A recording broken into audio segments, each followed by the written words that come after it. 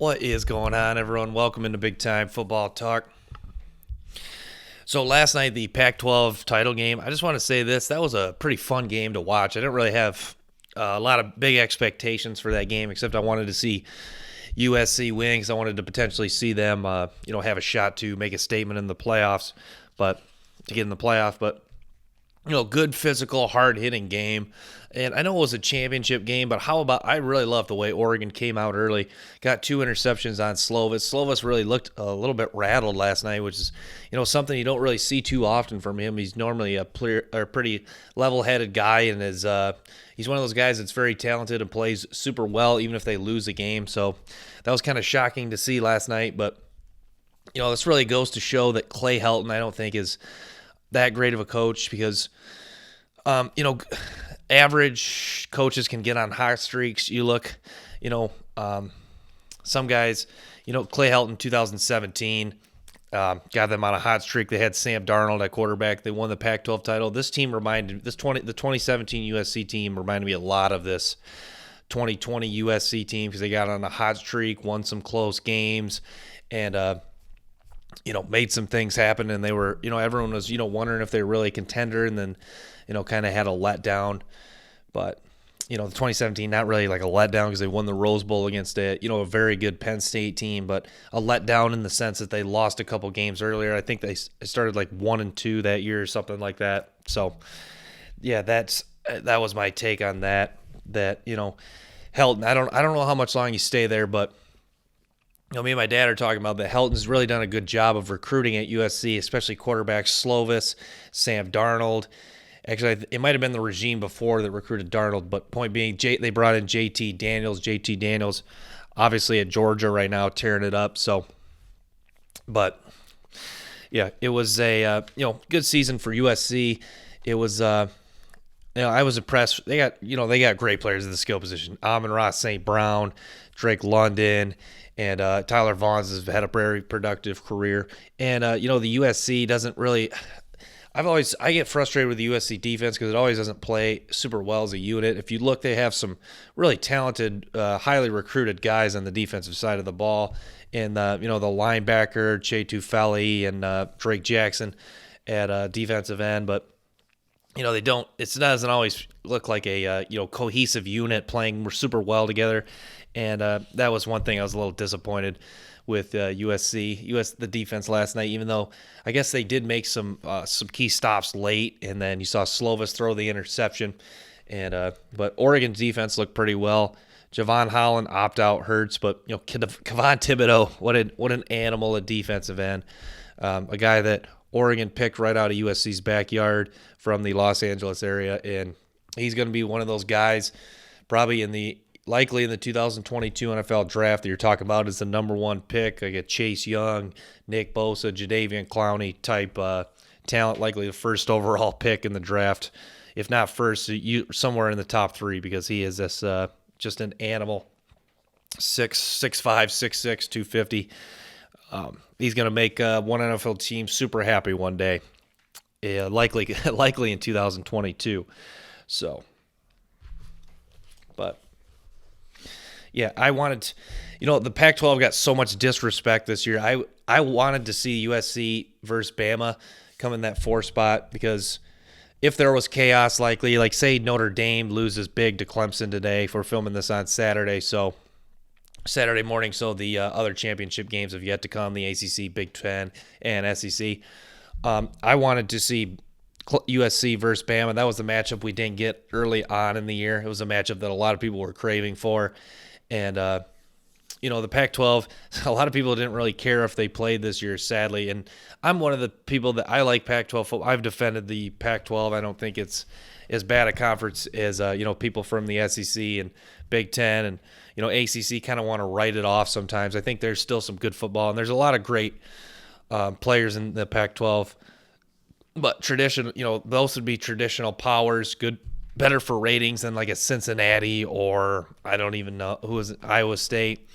I wanted to see USC's athletes with Bama, but the way they performed last night against Oregon kind of made me rethink that just a little bit. But I think why not give the Pac-12 a shot? But it's looking like that's not going to happen this year. And Oregon with the 2 losses is out of it now. So, but yeah, just kind of wanted to touch on that game because I really enjoyed what I saw last night, and it was I didn't have very high expectations, and that game exceeded my expectations. It was interesting early, hard hitting, pretty well coached, and yeah, so Clemson versus Notre Dame, and my take on this is I think Clemson's going to dominate Notre Dame today.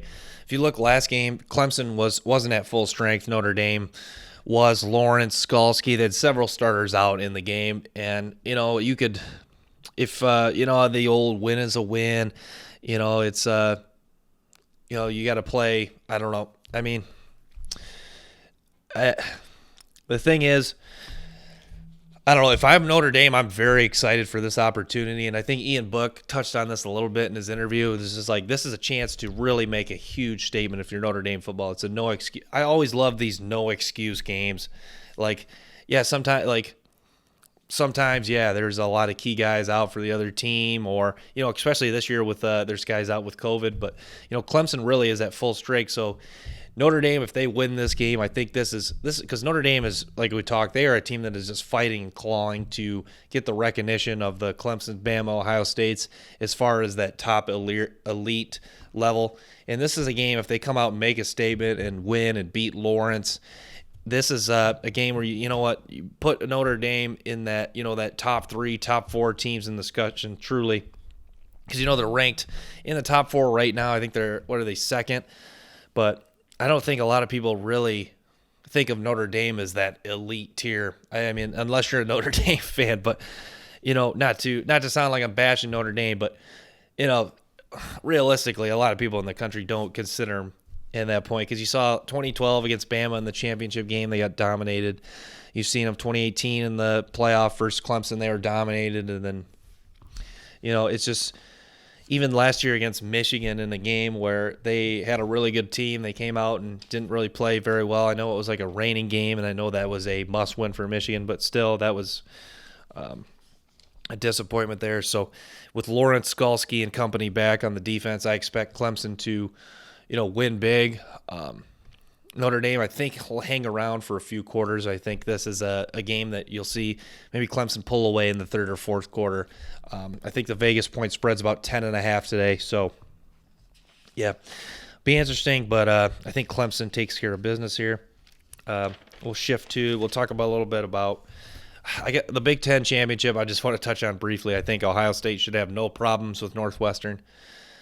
It's one of those games where maybe I could see Northwestern competing, but I just cannot see. I think Fields in Ohio State's passing attack will just be too much for Northwestern, and I think Ohio State wins big by, I think, at least 21 to 28 points.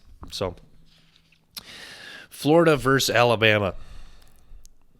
Okay, so here's the thing. I think people are sleeping on Florida a little bit, because being someone who I've watched most of the Florida games this year, and the shoe incident sticks out, and the terrible game they played against LSU really sticks out to a lot of people because it's the recency bias in the shoe throwing. But if you watch Florida's whole body of work, this is a really good football team. Honestly, if you look last year, they went toe to toe with the national champions LSU. They have the players and they have the the coach to go toe-to-toe with Bama. So don't be surprised if this one is a little closer than you expect. I think a little bit like the Notre Dame-Clemson game. I think this could be a game where it could be a key turnover late where Alabama really pulls away. But I think Florida, this says a lot about Mullen and Marco Wilson in that defense. If they should come out motivated and really looking to make a statement. They should be disappointed. If this 2020 Florida team is really made of something, they need to look to come out and really try to make a statement, honestly. And Marco Wilson, if he has a big game or a late interception that puts him in a position to win, or a go-ahead interception, that could really change the way a lot of people look at his career. And I know there's a lot of Florida fans down on that young man, but this is it's time. It's a telling game for Dan Mullen. And Florida's similar to Notre Dame in that second tier level.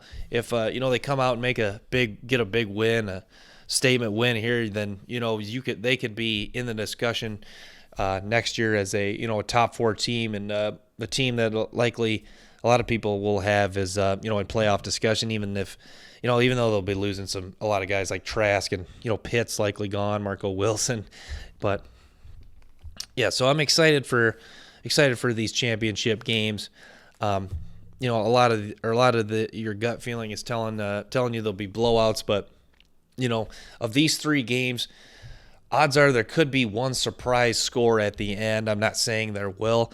My feeling is that they'll all 3 be Ohio State, Bama, Clemson handles them pretty easily, but don't be surprised if there's one game that's a little bit tighter or a potential upset. So it's just something to keep in mind as you watch the games. So enjoy the games today, guys. Thanks for tuning in to this episode of Big Time Football Talk. Make sure to like and subscribe if you enjoyed. And till next time, peace.